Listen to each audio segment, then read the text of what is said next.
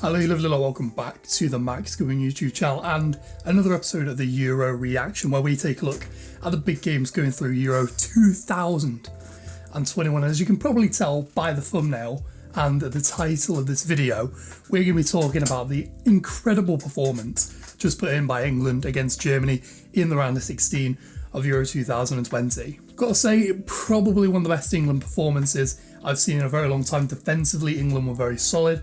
Just like at times you may have been able to throw a blanket over how narrow and compact our defence was, but sometimes you need that.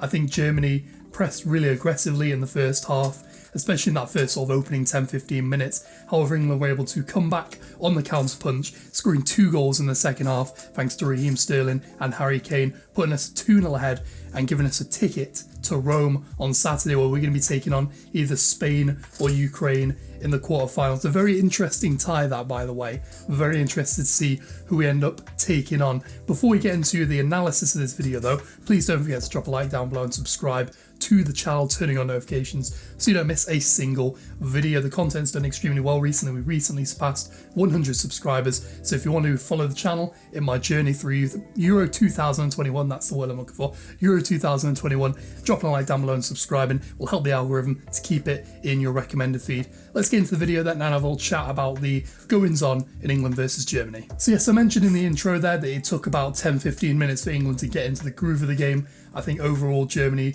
did give a decent account of themselves. I think the finishing on the day from them was pretty poor. There was a chance for Muller in the second half that he just absolutely whiffed. Absolute sitter from pretty much an open goal, or at least a clear-cut chance following a poor back pass from Sterling. That aside though, Germany didn't create a huge amount from within the box. A lot of their shots were from outside the box or from less advantageous positions. There was a couple of Havertz attacks where he just took it from outside the box. A volley that was very well saved by Pickford, by the way, in the end. Absolute peach of a save from the Everton keeper. But, by the by, Germany didn't create very much from inside the box. England just didn't really create very much in general. A couple of set pieces in the first half. I remember Maguire getting a couple of headers in during the sort of middle portion of the first half. Other than that, didn't really create very much. And in the second half, I'm pretty sure we only had 2 shots and we scored both of them, so cannot complain with that whatsoever. The first one from Raheem, a really well-worked goal, just working around the edge of the box really well. Kane getting involved, which haven't been able to say that very much this tournament, but he was able to get himself involved in the build-up play for that one. Grealish playing the ball into the box for a Luke Shaw cross, eventually turned in pretty much the middle of the 6-yard box by Raheem. Managed to keep himself onside, which I was very worried for both goals, especially with how late the linesmen have been putting their flags up, not just in this tournament, but over the sort of past 2 years of football. They don't put their flags up that quickly, so I was very worried on both goals that we were going to get flagged for offside.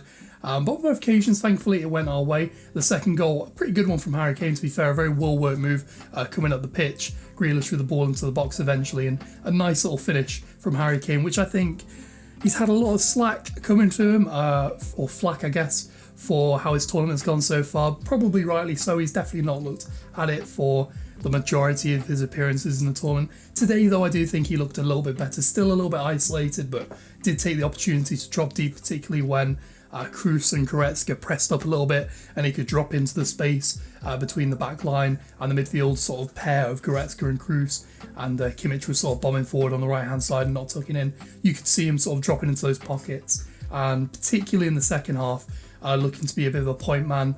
Even if we weren't really getting up the pitch, just to hold the ball and move it down towards the corner flag or move it into the half spaces where we were probably the most effective in creating chances, I would say overall.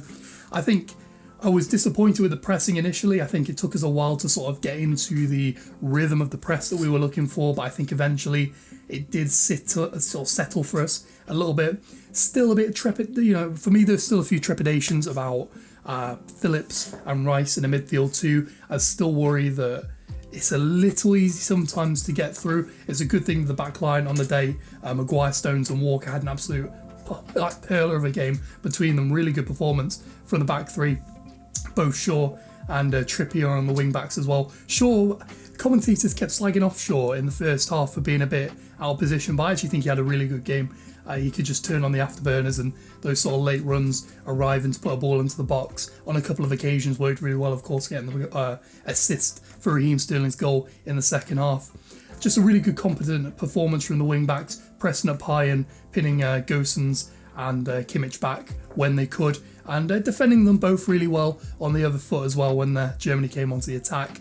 Midfield-wise, again, still not too sure about Rice and Phillips in there. Henderson maybe would have been my personal choice to have gone in there alongside Rice, just to be a bit more experienced and probably a bit more better with the link-up play in the midfield, potentially. Even a Mason Mount, because he presses quite well, but it seemed to work quite well, and I think if Gareth trusts them, then that's fine. And the front three look really good. Saka in the first half, who a bit of an unsung hero actually in this game. He really tried so hard. He demanded the ball into feet so often in that sort of half space on the right hand side. Demanded it into feet. Always looking up to try and get a ball into the box or slip Trippier on the overlapping. He's always looking to create something in that wide right position. And Sterling, a little bit quiet in the first half on the left, but when he came onto the right hand side in the second half when Grealish came on, I think he really came alive, sort of dropping almost as deep as a wing back at times.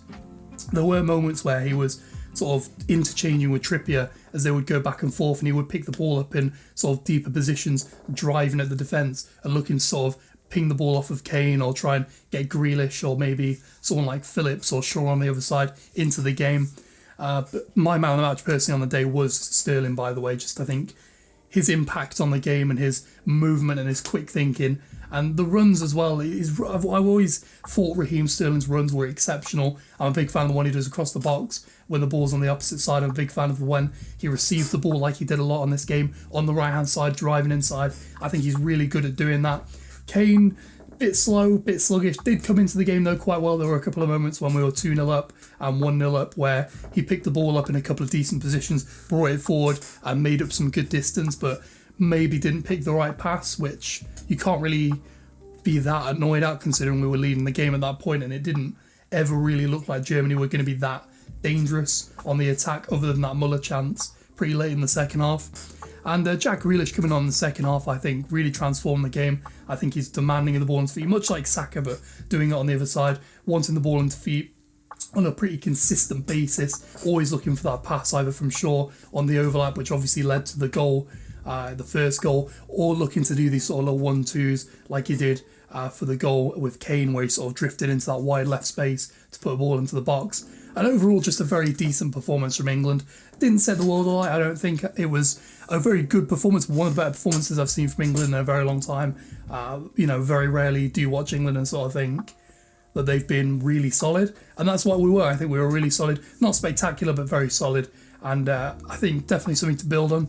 I also wanted to touch on the quarterfinal that we've got coming up against Sweden or Ukraine. Obviously, we know Sweden pretty well, played them in the quarterfinals of the World Cup 3 years ago, came away with a 2-0 win, thanks to goals, I think, from Stones and Ali. So, if memory serves me correct, they're a team who we're capable of beating, but are also capable of beating us, of course. Zlatan Ibrahimovic has scored goals against them in the past, not saying he's playing for Sweden at the moment, but they've scored goals against us in the past and caused us a lot of problems. I don't know whether I'd rather play them or the Ukraine, though.